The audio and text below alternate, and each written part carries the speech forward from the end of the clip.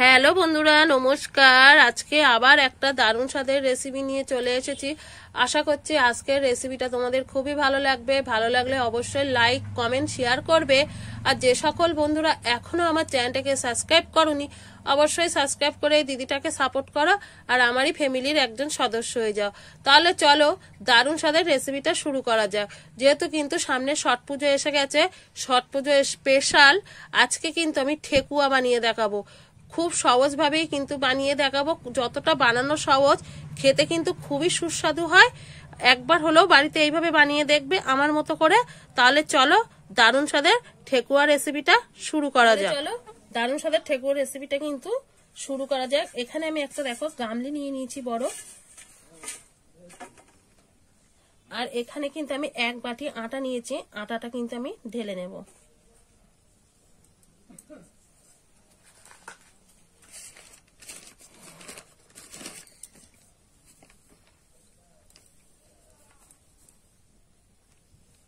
যে বাটি আমি মেপে আটা নিয়েছি এক বাটি, সেই বাটি মেপে কিন্তু এক বাটি আমি ময়দা নিয়ে নিয়েছি। তোমরা চাইলে কিন্তু শুধু ময়দা দিয়ে বা শুধু আটা দিয়েও করতে পারো, কিন্তু দুটো মিশিয়ে করলে খেতে কিন্তু বেশি ভালো লাগে। দেখো যে বাটি মেপে কিন্তু আমি আটা ময়দা নিয়েছি, সেই বাটির কিন্তু হাফ বাটি আমি সুজি নিয়ে নিয়েছি। তোমরা কিন্তু একটা বাটি মেপে করবে, তাহলে কিন্তু খুব সুবিধা হবে বা সবকিছু মেপে নিতে ভালো হবে। সবকিছু কিন্তু এরকম মেপে নিলে ঠেকুয়াটা কিন্তু সুন্দর পারফেক্ট হবে। এখানে কিন্তু দেখো আমি পুরানো নারকেল নিয়েছি, মানে ফ্রেশ নারকেলটা নিয়েছি। তোমরা চাইলে কিন্তু গুঁড়ো যে শুকনো নারকেলের কোড়াটা পাওয়া যায়, পাউডারটা, ওইটাও কিন্তু নিতে পারো। কিন্তু এরকম কাঁচা নারকেল নিলে তোমরা যদি অনেকদিন ঘরেতে রেখে খেতে চাও, একটু কিন্তু নারকেলটা হালকা করে ভেজে নেবে। আমি কিন্তু এখানে ভাজছি না, আমি দিয়ে দিচ্ছি। এবারে দেখো আমি কিন্তু কাজু বাদাম একটু কুচি করে নিয়েছি, তার সঙ্গে নিয়েছি কিশমিশ, সেটাও কিন্তু আমি দিয়ে দেবো। তোমরা চাইলে কিন্তু এখানে চীনা বাদামও দিতে পারো।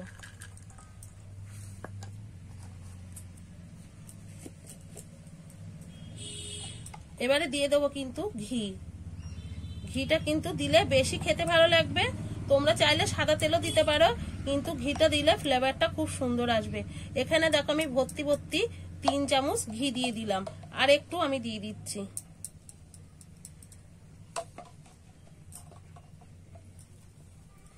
এবারে কিন্তু আমি ভালো করে সবকিছু ময়ান করে নেব। মেখে খুব ভালো করে কিন্তু আমি মিশিয়ে নেব। আমি কিন্তু খুব সুন্দর করে মিশিয়ে নিয়েছি। দেখো এরকম মুঠ করলে কিন্তু মুঠো হয়ে যাবে, তবেই কিন্তু তোমরা বুঝতে পারবে ভালো করে ময়ান হয়ে গেছে। আবার দেখো এরকম করে ভাঙলেই কিন্তু বালির মতো ঝরে ঝরে পড়বে। এই যে দেখো এইভাবে কিন্তু মুঠো করে নিলেই কিন্তু দেখো এক জায়গায় হয়ে যাচ্ছে। আবার এইভাবে ভাঙলেই কিন্তু বালির মতো ভেঙে যাচ্ছে। এই ময়ানটা কিন্তু খুব ভালো মতো করেই কিন্তু করতে হবে, তাহলে কিন্তু ময়ানের কাছেই কিন্তু ঠেকুয়াটা খাস্তা হবে, খেতে কিন্তু বেশি ভালো লাগবে এই ময়ানটা ভালো করে মেখে নিলে। এটা এবার আমি একটা সাইডে সরিয়ে রেখে দেবো। দেখো আমি এখানে যে বাটিতে কিন্তু ময়দা বা আটা মেপে নিয়েছিলাম, সেই বাটিতেই কিন্তু আমি পরিমাণ বুঝে কিন্তু চিনিটা নিয়ে নিয়েছি।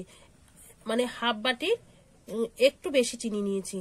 চিনিটা কিন্তু তোমরা মিষ্টিটা যেমন খেতে পছন্দ করো সেরকমই দিতে পারো, আর নাহলে কিন্তু একটা মাপ হিসাবে দিলে ঠেকুয়াটা কিন্তু খেতে বেশি ভালো লাগবে। আমি তার জন্য কিন্তু এখানে হাফ বাটির একটু বেশি চিনি নিয়ে নিয়েছি। এবারে ওই বাটিতেই কিন্তু আমি একটু জল দিয়ে দেব। দেখো এখানে কিন্তু আমি পুরো ভর্তি না, একটু কম কিন্তু জলটা দিয়ে নিয়েছি। এবারে কিন্তু একটু কিন্তু চিনিটা গুলিয়ে নেব। এই চিনিটা কিন্তু তোমরা ওইভাবেই দিতে পারো, দিলে কিন্তু ভাজার সময় ঠেকুয়াটা দেখবে পুড়ে পুড়ে যাবে, চিনিটা পুড়ে যাবে। আর এইভাবে যদি তোমরা একটু জল দিয়ে গুলে দাও, তাহলে কিন্তু চিনিটা কিন্তু পুড়বে না, চিনিটা গায়ে লেগে থাকবে, অথচ কিন্তু চিনিটা পুড়বে না। তার জন্য কিন্তু আমি একটু এইভাবে চিনিটা গলিয়ে নেব। চিনিটা দেখো আমি কিন্তু কিছুটা দেখো এরকম গলিয়ে নিয়েছি। এবারে কিন্তু আমি মেখে নেব। এখানে কিন্তু একসঙ্গেই সব কিন্তু আমি এই চিনির যে জলটা করেছি এটা কিন্তু একসঙ্গেই সব দেব না, কিছুটা করে দেব আর মাখতে থাকবো। একসঙ্গে কিন্তু বেশি দেওয়া যাবে না। এইভাবে দেব আর আমি কিন্তু মাখতে থাকবো। দেখো এরকম করে কিন্তু মেখে নিতে হবে। দেখো আর একটু আছে, সেটাও দিয়ে দেব।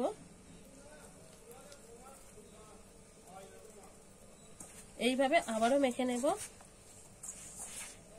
একসঙ্গে কিন্তু খুব বেশি তোমরা এই একভাবেই দিতে চাবে না, অল্প অল্প করে দেবে আর এইভাবে কিন্তু মেখে নেবে। একটা কিন্তু শক্ত ডো তৈরি করে নিতে হবে মেখে, খুব বেশি কিন্তু মানে একদম করা যাবে না, একটু টাইট টাইট করে মাখতে হবে, খুব বেশি কিন্তু নরম করে মাখা যাবে না।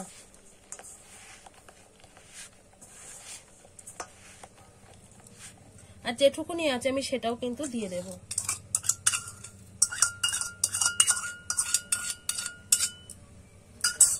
এবারে কিন্তু ভালো করে আমি সবকিছু মিশিয়ে এখানে কিন্তু আমি খুব সুন্দরভাবে মেখে নিয়েছি। আর এটা কিন্তু কোনো রকম রেস্টে রাখার দরকার নেই। আমি কিন্তু এবার ঠেকুয়াগুলো বানিয়ে নেব। খুব সহজভাবেই কিন্তু আমি বানাবো। এখান থেকে দেখো এরকম লেচি কেটে নিলাম।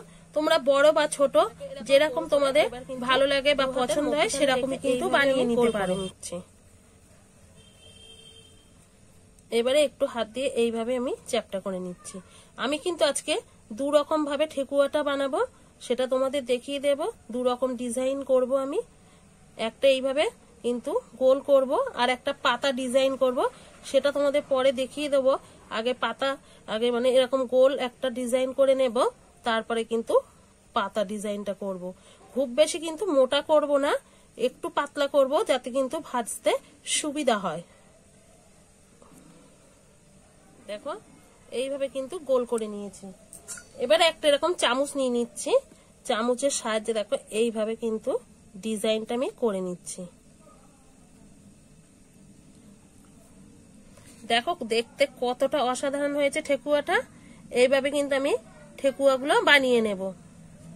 একটা কিন্তু আমার রেডি হয়ে গেছে, আর একটাও তোমাদের বানিয়ে দেখাচ্ছি। ডোর থেকে কিন্তু এরকম একটু লেচি কেটে নিয়েছি, আবারও কিন্তু হাতের সাহায্যে এইভাবে দু হাত দিয়ে আমি পাকিয়ে নেব। এবারে আবারও কিন্তু এইভাবে একটু চ্যাপটা করে নেব। খুব বেশি আবার মোটা করব না, তাহলে ভাজতে সুবিধা হবে। মোটা না করলে, একটু পাতলা করলে ভাজাটা কিন্তু খুব সুন্দর হবে। এইভাবে একটুগুলো আমি ধারটা কিন্তু এইভাবে সমান করে নেব।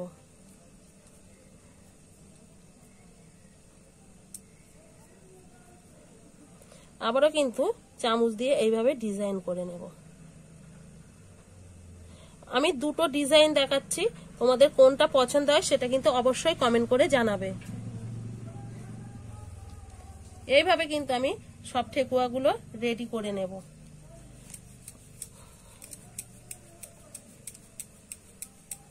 এইদিকে দেখো আমার কিছু এইরকম ডিজাইন আমি করে নিয়েছি। এবারে কিন্তু পাতা ডিজাইন করে নেব। দেখো এতগুলো কিন্তু আমার ঠেকুয়া হয়ে গেছে। এবারে এখান থেকে আবারও ডো কেটে নেব, নিয়ে হাতের মধ্যিখান দিয়ে কিন্তু এইভাবে দু হাতের মধ্যিখানে ভালো করে এইভাবে গোল করে নিতে হবে। এবারে এইভাবে চ্যাপটা করে নেব। এবারে কিন্তু একটা পাতা শেপ দেব।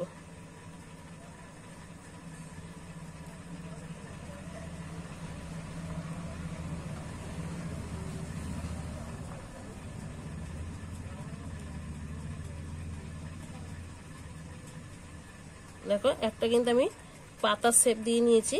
এবারে কিন্তু ডিজাইনটা করে নিতে হবে। আমি এরকম একটা চামচ দিয়ে করছি, তোমরা চাইলে কিন্তু যে কোনো টুথপিন দিয়েও কিন্তু এই ডিজাইনটা তৈরি করে নিতে পারো। দেখো এবারে এরকম ধার দিয়ে কিন্তু আমি পাতার ডিজাইনটা দিয়ে নেব।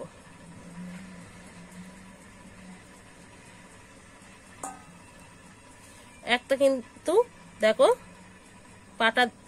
পাতার ডিজাইন কিন্তু হয়ে গেছে ঠেকুয়া। এইভাবে কিন্তু আমি প্রত্যেক ঠেকুয়া কিন্তু আমি রেডি করে নেব।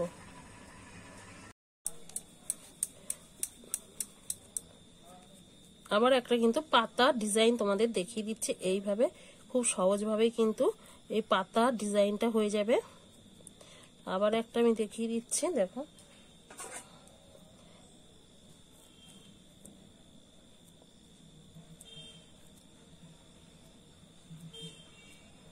দেখো আমার কিন্তু সব ঠেকুয়াগুলো একদম রেডি হয়ে গেছে। দেখো দুটো পাত্রে কিন্তু আমি দু রকম ডিজাইন নিয়ে নিয়েছি। দেখো কতটা অসাধারণ লাগছে বন্ধুরা ঠেকুয়াগুলো। এবারে ভেজে নেব। গ্যাসটা ধরিয়ে কিন্তু আমি কড়াই বসিয়ে দিয়েছি। এবার কড়াইয়ের মধ্যে কিন্তু পরিমাণ মতো সাদা তেল দিয়ে দেব।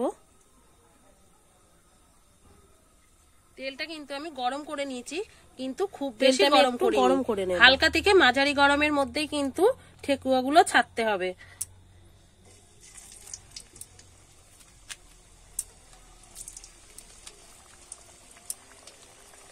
আর এখানে কিন্তু গ্যাসের জোরটা খুব বেশি দেবে না, একদম অল্প থেকে একটু মিডিয়াম জোরে রাখবে, রেখে কিন্তু ঠেকুয়াগুলো ভেজে নিতে হবে। কোনো রকম কিন্তু এখানে গ্যাসের জোরটা বাড়িয়ে দেওয়া যাবে না। আর একসঙ্গে কিন্তু খুব বেশি দেওয়া যাবে না, ঠেকুয়াগুলো কিন্তু একটু ভাজার পরে ফুলে বড় হয়ে যাবে। এইভাবে কিন্তু আমি হতে দেব, উল্টে দেব। বেশ কিছুক্ষণ কিন্তু আমি রেখে দিয়েছিলাম। কোনো রকম কিন্তু জোরে এই ঠেকুয়াগুলো মানে উল্টানো যাবে না, হালকা হাতে কিন্তু উল্টে পাল্টে নিতে হবে। দেখো হালকা হালকা কিন্তু ঠেকুয়াগুলোতে রং চলে এসেছে।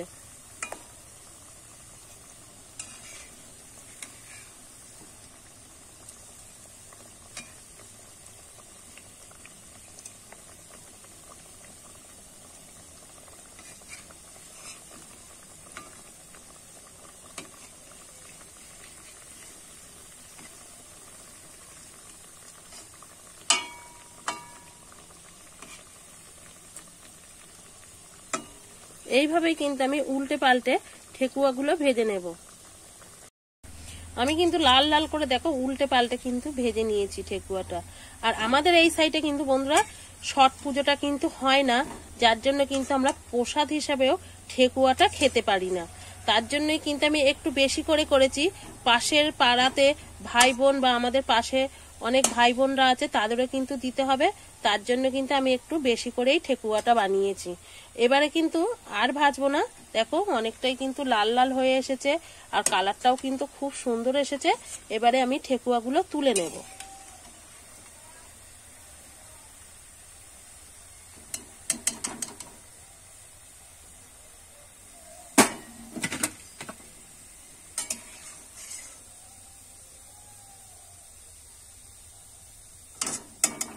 খুব সুন্দর কিন্তু বন্ধুরা এখান থেকে একটা ঠেকুয়া দিয়ে এত সুন্দর মিষ্টি একটা গন্ধ ছাড়ছে, সেটা না করলে বাড়িতে বুঝতেই পারবে না। ঠেকুয়াগুলো আছে আমি কিন্তু ওই একইভাবেই তেলের মধ্যে ছেড়ে ভেজে নেব।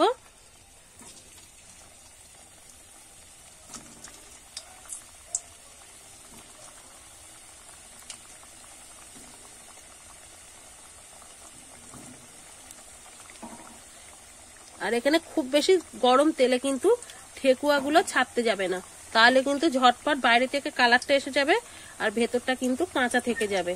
আমি তাহলে এইভাবে একইভাবে কিন্তু ঠেকুয়াগুলো ভেজে নেব। দেখো আমি সব ঠেকুয়াগুলো কিন্তু একইভাবে ভেজে নিয়েছি। আমার কিন্তু সব ঠেকুয়াগুলো কিন্তু ভাজা হয়ে গেছে। এগুলোই তুলে নিলে কিন্তু আমার সব ঠেকুয়া রেডি হয়ে গেছে। এবারে কিন্তু আমি তেল থেকে ভালো করে তেলটা ঝরিয়ে তুলে নেব। একটা পাত্রেতে নামিয়ে নিয়েছি। এবারে তোমাদের পরিবেশন করে দেখাচ্ছি কেমন হয়েছে। দেখুন বন্ধুরা আমি কিন্তু একটা পাত্রে কিন্তু ঠেকুয়াগুলো নিয়ে নিয়েছি, পরিবেশন করার জন্য একদম রেডি। একবার হলো বাড়িতে এইভাবে ঠেকুয়াটা বানিয়ে খেয়ে দেখো, খেতে কিন্তু খুবই অসাধারণ লাগে। আর কতটা বাইরে থেকে খাস্তা হয়েছে সেটাই তোমাদের দেখাচ্ছে। দেখো আর একটা কিন্তু ভেঙেও দেখাচ্ছি, অনেকটাই এখনো গরম বলে নরম আছে। এটা যতই কিন্তু মানে ঠান্ডা হবে ততই কিন্তু খাস্তা মুচমুচে হবে। দেখো কত সুন্দর কিন্তু ভেতর দিয়েও সিদ্ধ হয়েছে। একবার হলো এইভাবে বাড়িতে কিন্তু ঠেকুয়াটা বানিয়ে খেয়ে দেখতে পারো, খেতে কিন্তু খুবই অসাধারণ লাগে।